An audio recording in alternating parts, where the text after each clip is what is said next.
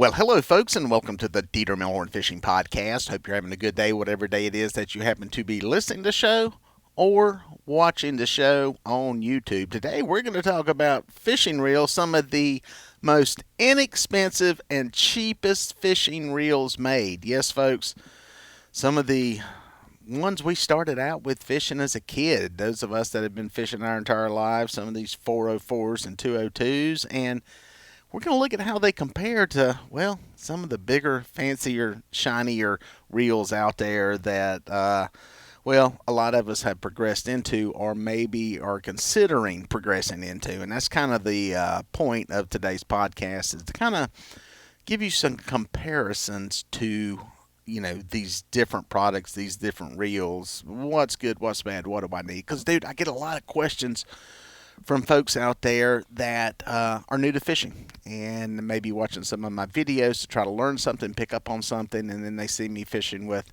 these bait casting reels or these spinning reels and this high quality gear, and they're like, do I need to buy that? I just want to take my kid fishing. Do I need something that big and fancy? And that's what we're going to talk about, go over some of this stuff. So appreciate you dropping in, checking all this out, and I think it'll be pretty informative. I want to thank our sponsor for today's video, Mammut Outdoor Clothing. As some of y'all know, I've been wearing one of their Gore-Tex rain jackets. It's just a thin shell for a while now. I've been using it on some of my hikes and some of my walking trips, and put it through the paces in some cold, rainy days to keep the rain off my upper body. Didn't keep it off my lower body. My feet were still getting wet, but I've also been wearing it as a quick cover-up shell just to keep the wind off of you. And that's something I can tell you guys, is that when you're out in the winter fishing or days when it's moderate temperatures, if you can keep the wind off of you, your life will be that much more pleasurable. I always say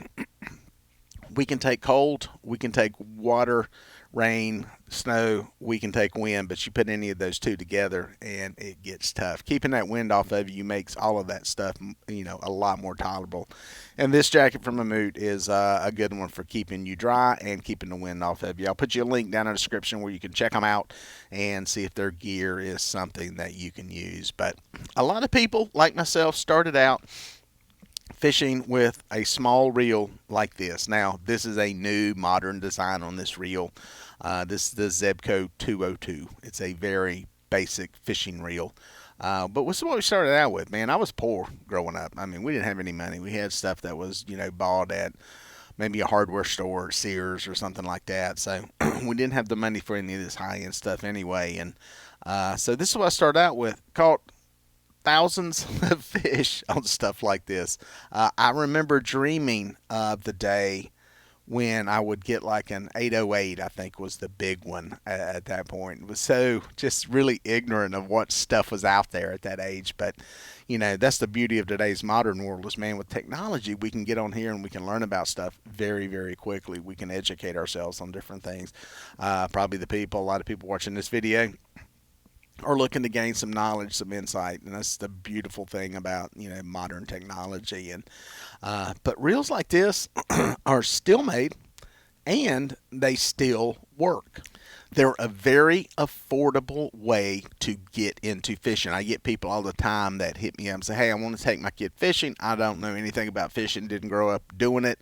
What should I do? And I usually point them toward Walmart and tell them to go get you a little combo, a 202 combo or a 404 combo, and put one of those to use. You can probably get into one of these for $20. You can figure out if you like fishing or not. You can figure out if your kid likes fishing, and then from there you can move on up to bigger things. Now, these are two, if you look at these two, similar build quality, similar design, and this is a great one if you're just catching some bluegill.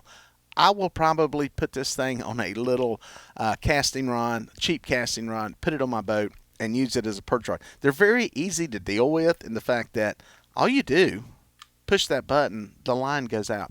It's that simple. If you want to cast it, you would push it in, cast it, and let it go. A a little motion, you will learn and figure out a simple little handle on them. This is why this stuff is not expensive. It's not anything crazy or, a super high end for power. It's just something to catch some fish. You move up a little bit, you got a little more line capacity, you got a little more drag on it. These both have a drag here that you're able to roll on the back here with your thumb very easily. And good little reels for the money. I don't even know what these things cost. My guess is $8 to $12. I mean, they're very, very affordable. And they're my suggestion if you're getting into fishing and you don't know what you want to do, don't know how interested you're going to be in it. But I'll tell you this. You'll probably keep these reels around and keep using them for a long time because, again, they're effective. If I had people on the boat that were, and I know a guy that used to do this, that were totally inexperienced with fishing and did not know anything about fishing, these would be a great little reel if you're catching perch, bluegill, fish directly underneath the boat. Even crappie fishing, you can catch them with this absolutely fine. Now, you're going to ask yourself, why don't you use these things all the time? Well, there are some advantages to some of the bigger reels. I'll pull in one of these here from Catfish Pro, and we'll do a little comparing here. This is a spinning reel that they make, and let me get this spun out of the way here, and I'll put you a link to all these down in the description, as I always do. This has, the biggest difference right off the bat is its size. It's bigger, it's bulkier. One of the big things on this reel is line capacity right there. You're going to put a lot more line on this reel than you are on this reel. That is one thing that is going to be a big separator in that. Another thing is, right here on the front is the drag on this reel. You're going to put a lot more pressure on the fish with this reel than you are this reel. So this is something that's really designed for bigger fish.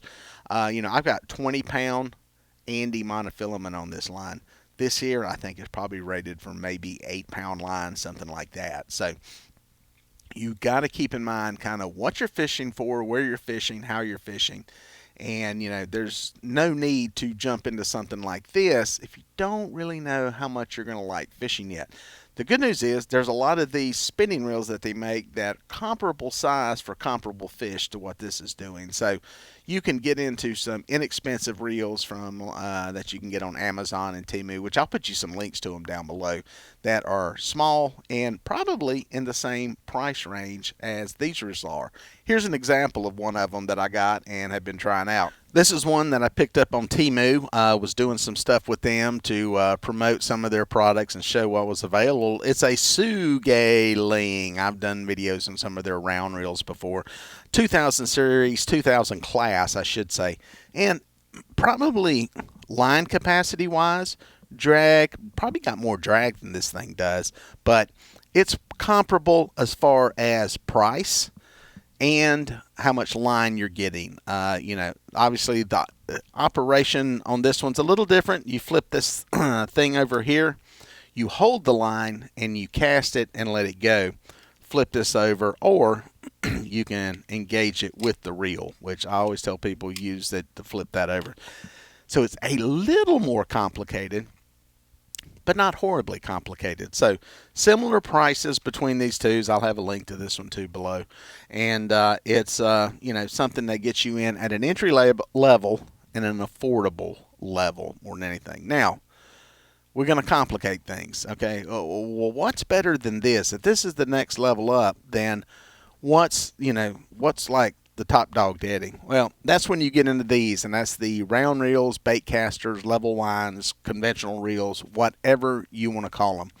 They're basically any of these reels that have this round design to them. This one is a level one. It has this thing that goes across the front as you reel the line in, and it puts the line onto the spool evenly. A true conventional reel will not have one of these, and you will have to use your thumb to guide the line back and forth. So why is it called level? Well, if you don't guide that line back and forth as you crank on this, you'll have a little hump in the middle on one side, and it's not level across the top of the spool. So that's where this level line comes in. You've got some things with these, like the ability to adjust the spool tension over here. If you were looking for extremely long casting distances, this is the reel that you're going to want to go with, because you can play with this tension that is on the spool over here. You've also got a drag here that on this one's very nice in that it's kind of got a little clicker on it that you can hear to adjust 1, 2, 3 clicks at a time. Very, very precise. And this one has a clicker, which if you are a person that wants a fish to run with the bait, this here will allow it to do that without backlashing your reel by jerking a bunch of line off of the reel very quickly. The downside is that these things can be a booger to cast, because once you hit this button, that spool rotates on its own. Unlike this one and this one, the spinning reel and the spin caster, where the line just comes off of a spool that is fixed in place. This one, that reel, that spool, will just spin and spin, which means your line will keep going. It will accelerate. And when the spool finally stops, or when the line hits the water, the line will keep going, and you get a big mess here. So that's a finesse deal with learning to cast these things. So that's kind of what separates these. Obviously, price-wise, all things being equal, they're going to go up in price. This is your more affordable one. The spinning reel is going to be kind of your mid-range, and these are generally going to get more and more expensive the higher end that you go with them. Now, with that said, there are affordable alternatives. Like I said, I got these on Temu. I'll have some links to those on Amazon. Amazon has a ton of them, very affordable options there. And these reels here, even this one, is around, at the taping of this, around $50. You'll be able to look it up on the link to the website and see where the price is now. So, you can get into them at a decent price. With that said, as this price here on this one is going to stay about where it's at, there really aren't any super duper high end, spin casting reels.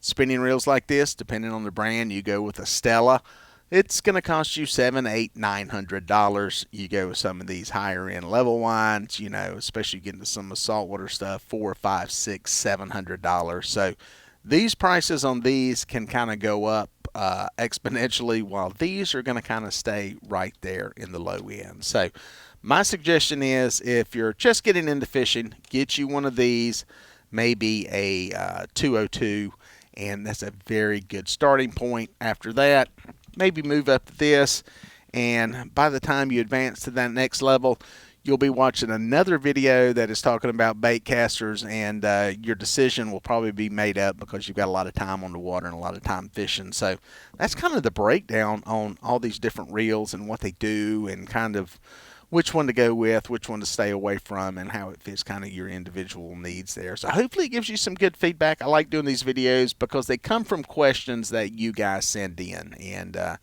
you can go to my website, DieterMelhornFishing.com, and send me a message there in the contact section if you're listen to the audio podcast. Now, if you're on YouTube, drop it in the comments. I read all the comments. Don't have time to respond to all of them necessarily, but a lot of this is coming. These videos come from people that are asking these kind of questions about this stuff. Little quick questions I get sometimes. People want to send it to me privately. I get that because you think, oh man, that's a dumb question. Why don't I know that? Well, I guarantee you this. If you have that question, there's 100,000 people out there that have the same question. So that's why I like to talk about some of these things at a very basic level, and it helps people and helps get them a little more informed, a little more educated when they go in to make some of these purchase decisions. So all the stuff in the description below where you can check it out. Appreciate your comments, appreciate you subscribing, and we'll catch you guys out on the water.